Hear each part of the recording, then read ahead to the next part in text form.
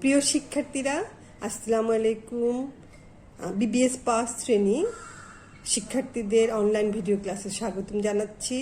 আমি রাবিয়া সিদ্দিকা, ব্যবস্থাপনা বিভাগ। আশা করি তোমরা ভালো আছো। আমরা ব্যবসা যোগাযোগ ধরেছিলাম। আমাদের আজকেরও বিষয় একই ব্যবসা যোগাযোগ আমরা পড়ব। আর আমাদের কোড হচ্ছে 122603। এটা ব্যবস্থাপনা চতুর্থ পত্র, তোমরা দেখতেই পাচ্ছ স্ক্রিনে।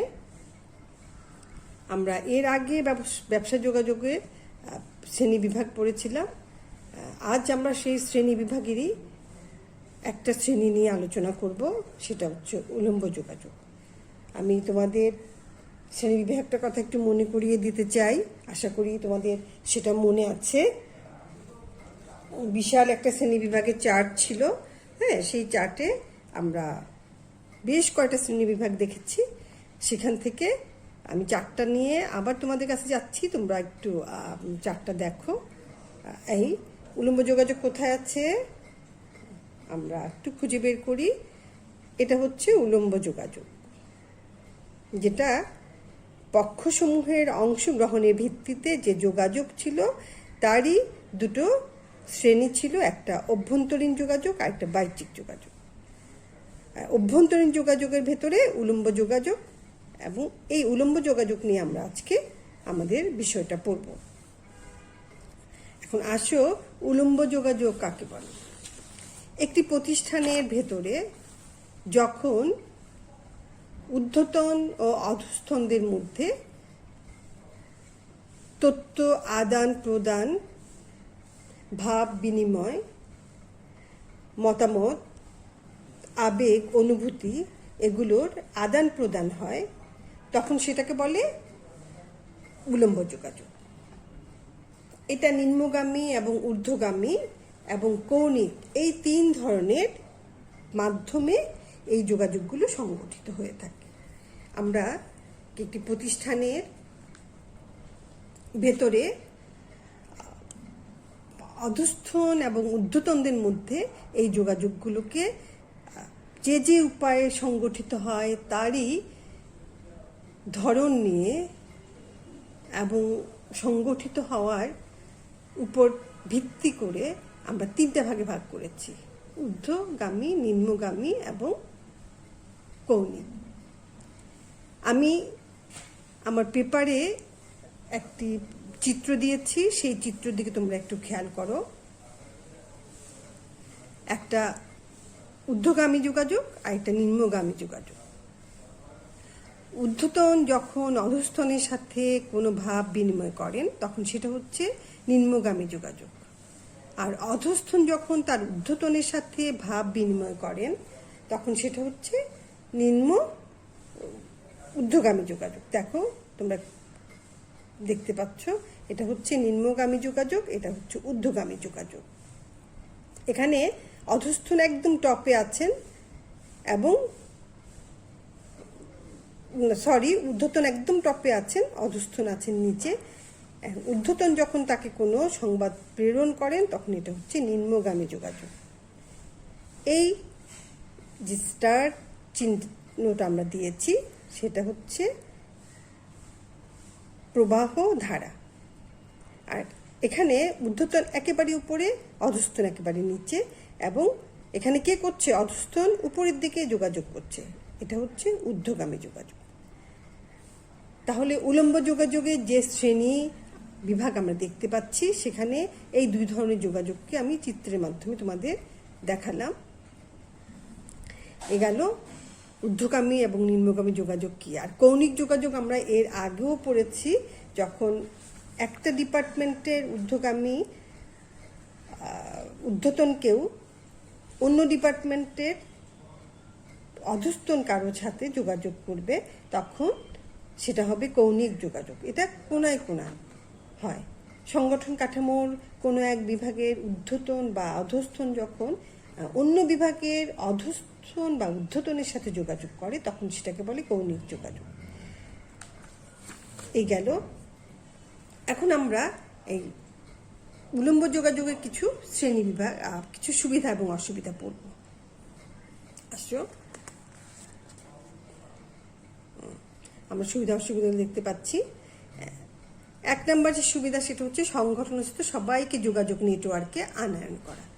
কে ব্যবস্থাপনা যারা টপে থাকবেন তারা সবসময়ই চাইবেন সঠিক সমন্বয়ের জন্য, সঠিক নিয়ন্ত্রণের জন্য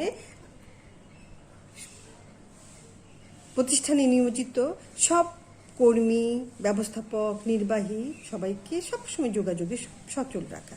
এই জন্যে এই উলম্ব যোগাযোগে সংগঠনস্থ সবাইকে যোগাযোগ নেটওয়ার্কের ভেতরে আনার জন্যই এই যোগাযোগটা বেশি নিম্নগামী এবং ঊর্ধ্বগামী যোগাযোগের মাধ্যমে তারা কাঠামোর যে পূর্ব নির্ধারিত পরিকল্পনা, নির্দেশনা, এগুলো যোগাযোগ বার্তার মাধ্যমে তারা কর্মচারীদেরকে সাংগঠনিক সব বিষয় তত্ত্ব জানিয়ে থাকেন। এরপর এসছে সংগঠনের লক্ষ্য পরিকল্পনাগুলো জানানো, তারপর নির্দেশনা জানানো এবং সংবাদ জানানো। আমরা জানি লক্ষ্য, নীতি, পলিসি, পরিকল্পনা এগুলি কার জন্যে? যারা টপ লেভেল ম্যানেজমেন্টে থাকেন তারা বাস্তবায়নের জন্যে একদম লোয়ার লেভেল ম্যানেজমেন্টের লোকদের উপরে এগুলো প্রতিনিয়তই জানাতে হয়। এই জন্যে নিম্নগামী যোগাযোগের মাধ্যমে আমরা এগুলো জানিয়ে থাকি। নির্দেশনা জানানো সেটাও নিম্নগামী যোগাযোগের মাধ্যমে। অধস্তনদেরকে কোনো সংবাদ জানানো, সুপারিশ করা বা কোনো অভিযোগ তাদের জানানো বা তাদের কোনো মতামত জানানো, তাদের পরামর্শ দেওয়া, এগুলো ঊর্ধ্বতনরা এই নিম্নগামী সংবাদ প্রবাহের মাধ্যমে কি করেন? অধস্তনদেরকে জানান। আবার অধস্তনরা তাদের ঊর্ধ্বগামী যোগাযোগের মাধ্যমে তারা ঊর্ধ্বতনকে তাদের ফিডব্যাকগুলো জানিয়ে থাকে। আচ্ছা, এরপরে এসছে অধস্তনদের প্রণোদনা দেওয়া। এই প্রণোদনা যেটা 5 নম্বর পয়েন্টে আমরা দেখতে পাচ্ছি, এটা কিন্তু একটা প্রতিষ্ঠানের জন্য খুব ইম্পর্টেন্ট। আমরা শুধু কাজ করিয়ে যাব, তাদের কাছ থেকে ফিডব্যাকের জন্য অবশ্যই একটা প্রণোদনার প্রয়োজন হয়। এবং উলম্ব যোগাযোগের নিম্নগামী বার্তার প্রবাহের মাধ্যমে ঊর্ধ্বতন অধস্তনদের কার্যস্পৃহা বৃদ্ধির জন্যে তাদের প্রয়োজনীয় উৎসাহ দেয়, উদ্দীপনা দেয় এবং প্রণোদনা দিতে পারে। এটার জন্যেও তারা সবসময় নিম্নগামী যোগাযোগটাই ফলো করে থাকে। এরপর এসছে 6 যেটা দায়িত্ব অর্পণ ও কার্য সম্পাদন মূল্যায়ন। আমরা জানি দায়িত্ব কে কাকে দেয়? ঊর্ধ্বতন অধস্তনকে দায়িত্ব দেয় এবং সাথে সাথে এই দায়িত্ব পাওয়ার পর সে কতটুকু কাজ করলো জবাবদিহিতার মাধ্যমে সে ওটা ফিডব্যাক পায় এবং তা মূল্যায়ন করে। এখন যখন আমরা দায়িত্ব দেব তখন ঊর্ধ্বগামী যোগাযোগ ফলো করব, আবার যখন কার্য সম্পাদনে মূল্যায়ন করব তখনও আমরা একই যোগাযোগ ফলো করব, কিন্তু যখন ফিডব্যাকটা আসবে তখন নিম্নগামী যোগাযোগের ঊর্ধ্বগামী যোগাযোগের মাধ্যমে সেই ফিডব্যাকটা আসবে। আমি আবার বলছি, ঊর্ধ্বগামী যোগাযোগে আমরা কি করব? দায়িত্ব অর্পণ করব না, নিম্নগামী যোগাযোগের মাধ্যমে একজন ঊর্ধ্বতন অধস্তনকে দায়িত্ব অর্পণ করবে। তারপর কার্য সম্পাদন মূল্যায়নের জন্য একই যোগাযোগ পদ্ধতি ফলো করবে। আর যখন আমরা তাদের ফিডব্যাকটা চাইব তখন আমাদের ফিডব্যাকটা দিবে তারা নিম্নগামী যোগাযোগের মাধ্যমে। তাহলে এই যোগাযোগের 2টা পদ্ধতি এখানে ফলো করা হচ্ছে, 2টা প্রকার এখানে ফলো করা হচ্ছে। এরপর অধস্তনদের সমস্যা শনাক্তকরণ। আমরা অধস্তনকে প্রতিনিধি সমস্যাগুলি সমাধানের জন্য বলি, আমরা তাদের পরামর্শ দেই, তাদের মতামত দেই, তাদের অভিযোগ সুপারিশগুলো সম্পর্কে আলোচনা করি, কিন্তু তাদেরও কিছু বলার থাকে। তাদের যে কিছু বলার থাকবে, সমস্যা শনাক্তকরণ তারা করবে, তারা সেটার সুপারিশ চাইবে আমাদের কাছে বা সুপারিশ দেবে। এইগুলো তাদের যে আবেগ, অনুভূতি, মতামত সেগুলো দেওয়ার জন্যে তারা তখন আমাদের ঊর্ধ্বমুখী যোগাযোগটা ফলো করবে। তাহলে আমরা দেখছি অধস্তনদের সমস্যা শনাক্তকরণের জন্য এই যোগাযোগের ভূমিকা অপরিহার্য। তারপর এসছে উত্তম সম্পর্ক প্রতিষ্ঠা। প্রতিষ্ঠানের ব্যক্তিতে আন্তঃব্যক্তিক এবং আন্তঃদলীয় যে সম্পর্কগুলো সেগুলি প্রতিষ্ঠার জন্যই এই যোগাযোগ মাধ্যমগুলো আমাদের একান্ত প্রয়োজন। তারপরে এসছে প্রচেষ্টার সমন্বয়। আমাদের পুরো কার্যক্রম কিসের জন্যে? একটা প্রচেষ্টাকে সামনে রেখে, একটা প্রয়াসকে সামনে রেখে আমরা অর্জন করতে চাই। তাহলে সম্পূর্ণ প্রচেষ্টাটা এই যোগাযোগ ধরনগুলোর উপরেই ডিপেন্ড করে। আমরা যত বেশি ঊর্ধ্বমুখী এবং নিম্নমুখী যোগাযোগকে সচল রাখতে পারবো, আমাদের সার্বিক প্রচেষ্টা তত বেশি অর্জন সম্ভব হবে। আর একেবারে 10 নাম্বারটা দেখো, লাস্টেরটা, আদেশের ক্রমধারা, বা আমি ব্র্যাকেটে লিখেছি শিকল সংরক্ষণ। প্রত্যেকটা প্রতিষ্ঠানে চেইন অফ কমান্ড বলে একটা কথা আছে।